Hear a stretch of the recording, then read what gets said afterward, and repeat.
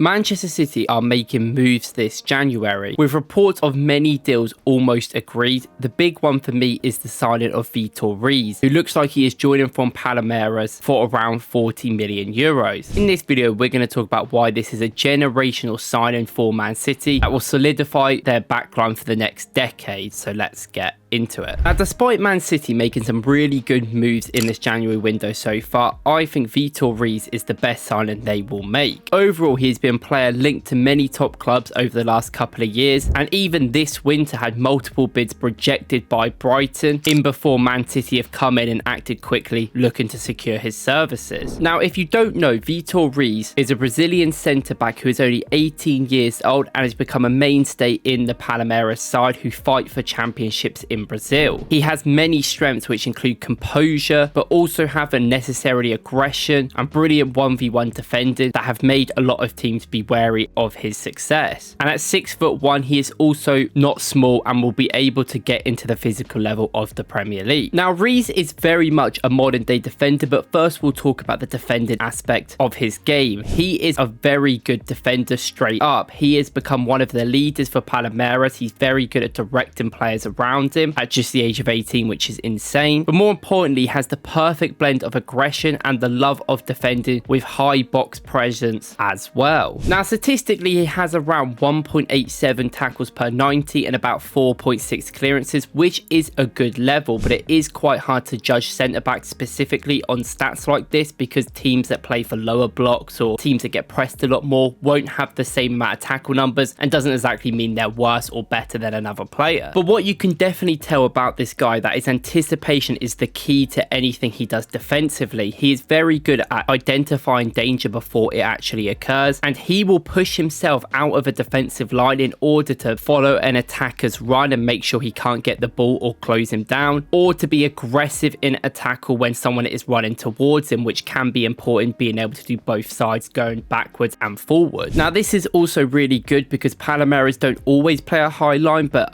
often a lot of the time when they have the ball, the defense is very much high up the pitch, so he needs to be prepared for counterattacks to happen and players running in behind him. And he's very much capable of just leaving the defense and doing what he wants, which will help the team, and taking authority, which I think is the main thing. At just 18 years old, that shows a lot of encouragement where he's got the confidence already to do that within a very strong side. Now, possibly the best thing as well about him as well is because he is so good at deciding when to go forward or backwards, makes him an incredible one-on-one defender. If players are running at him, he usually has a really good sense of where to go and sort of how to stop them, and he can be tight or give them a little bit of space and still be able to cover the ground because he is quite fast in these tight areas. Now, this is even better because he is really good at defending from wide areas. Even though he plays centre back and can play on left centre back and right centre back, he will quite a lot of the time force a player to go wider and wider and will be quite comfortable at defending that action. This could be definitely beneficial to Man City, which we will get into a little bit soon. But this is a big benefit of his game because he is patient when players are running at him, which sometimes you do not get with defensive players, and he doesn't really see the need of impressing. He just plays his game and is very focused on his body positioning a lot, which makes him so good in duels. Now, he wins more duels than he loses, and a lot of the time it is down to his intelligence and awareness of what is going on and when to make tackles, or like slide tackles within the box. But he also uses his body really well to always have a chance of winning the ball back. Now, we're starting to see this quite a lot more with these generational youngsters coming through, where they may not be the most physical presence by frame, but they can use their body in brilliant ways to be able to anticipate the impact that gets into them and keep the ball. And that's something that Vitor Reis has in buckets loads. If a player will try and press him or he wins a ball back of someone, he is so good at using his body to just go around them or at least win a free kick in tight situations, so it's hard to press him as well. And that is the thing, despite him being 6'1", he has not got the biggest physical frame ever, and often at times has come off as quite a lanky player. However, he uses his brilliant stretch of legs to be able to get the ability to steal the ball quite a lot, and he still uses his body really well in professional football to anticipate stronger players around him. But it is definitely a sort of weakness that he has, and he could be physically empowered a little bit in the Premier League. But at 18, you expect him to become stronger over time. time. But despite saying this, there is one key part of his game, and it's aerial duels and in the air quality. He is one of the best players in South America at this, and probably in Europe as well. He wins an incredible 3 aerials per game, but also gets into a lot more than average players. He is dominant in the air from defensive and attacking situations, which make him such a good asset at times. This is where his real aggression sets in. He's got a really good ability at anticipating the crosses and where to jump, but also having the power on all his headers. It reminds me a little bit of Gabriel, his Brazilian teammate, of how they both have that ability to generate power on the cross and just understand where to head the ball. And if you can make sure this is better at just his young age, I think this will become a big asset in the future. And that is not the only attacking asset that he has as well, because he's also pretty good at playing the ball with his feet. Now, it's definitely something he could work on. He doesn't get the ball incredibly amounts of times and often doesn't really make a lot of long passes, but his medium passing range is good, and he can definitely achieve more short passes if given the opportunity. And often he does just bring a sense of control in the back line with his brilliant ball manipulation and how effortlessly he distributes the ball effectively. Now, because he can play on the right and left side and the angles aren't really that bad for him, he actually is a brilliant outfit to just get the ball out in situations where being pressed high, because the angles just do not affect him in ways they would other defenders, which is one of the big reasons you see him have such a high percent pass accuracy. But other than passing, I do really like how he progressively plays with the ball. If there's space in front of him, he will run into it, which I think can be key for Man City, and will bait players in to come towards him while passing the ball out wide. This is something that modern day defenders really are doing quite a lot recently, and he definitely has that as well, which is a brilliant thing to have. Now, when it comes to actually helping Man City, why do I think this is a brilliant signing? Now, obviously his quality and his age is undeniable, but I do think it brings stuff straight away to Man City that they actually need. The first thing is that Man City this season have clearly had quite an issue of athleticism and kind of being able to stop counterattacks against them, especially down the wide side. Now, not only is he so good at covering a lot of space, more than probably anyone in that Man City midfield and defense, his ability to run out wide I think can be key. I know this is a select situation, but if you see this situation against United where they kept putting balls into them channels through the half spaces, I do think his ability from centre back to run into these areas and be tight to a defender and be smart in the box is something that they need, because they don't really want their main centre backs being pulled out of position. I also think it will give a lot more ease on the fullback, so they don't have to keep continuing this run, and he could always come over to help them if a winger does get in behind, which I think can be important. And on the ball, I think there's some tactical ways that Pep Guardiola might use him. Now, he could also be used in that John Stones role we saw from a few years ago, because he is pretty good at carrying the ball forward and is confident on the ball as well. He could always rotate into midfield to give Man City a little bit more pressure there, and if they lose it, he has that ground to be able to catch up, which I think is important. And he could just play as a defensive midfielder for now anyway. Now, he kind of has the stature and the build for it, I think, in the Premier League a little bit more, because like I said, at 18 he's impressively strong, but not as strong as the Premier League will want him to be. And there's definitely moments where this inexperience will catch him out, and at least if he's in the midfield, it's not as concerning as in the back line. And the fact he can cover a lot of ground will help their midfield keep pressure up, and if he has players tight to him such as Gundogan or even Foden, it can definitely help them get the ball up the pitch and help the team progress easier. And another thing that is interesting is that when he was at youth level, he did a lot of longer passes, so you can always play him in that back three to build up from, and he can easily spread the ball out wide if given the confidence. Now, he hasn't done this brilliantly or a lot at senior level, but still holds a good pass successful rate from long passes, but he just doesn't do many of them, so that's probably why. This is something you can always experiment with and see how he feels at sort of being comfortable to do that like he did at youth level, and if he can also play in them roles brilliantly as well. And the fact he can play even left centre back and right centre back and it doesn't really make too much difference for him, I think is quite key as well for Man City, where they can rotate and bring players that need to come in through injuries. And I do want to say that I think he is a great signer for Man City right now, but there isn't exactly a perfect dynamic player that he is still 18. Like we said, there is some question marks over his passing, if he can really replicate that, and I still think his physical level, his duels may struggle a little bit with how the Premier League is nowadays. He's also young, and as aggressive defenders are, they sometimes misjudge things, which he is subject to do, even though he is brilliant at it. And he sometimes has problems with blindside runners, which is where the sort of Trent phenomenon comes from, where he doesn't really pay attention to players behind him and they can sneak in, and it's something he has struggled with as well. So it'll be interesting to see how Man City can try and take that out of his game. Overall though, 40 million euros is quite a lot of money to spend on an 18-year-old, but for a generational centre-back it makes sense. And I do think overall this will be a signing that can improve and be one of the best centre-backs in the world, even though right now he is already at a great level. And you expect to see him alongside that new Lens centre-back they have also signed as well. Let me know in the comments what you guys think. I haven't done many Man City videos in a while, but I want to get more into tactical videos about a wide range of teams. So let me know who you want to see a video about. Thank you guys for watching. I'll see you in the next one.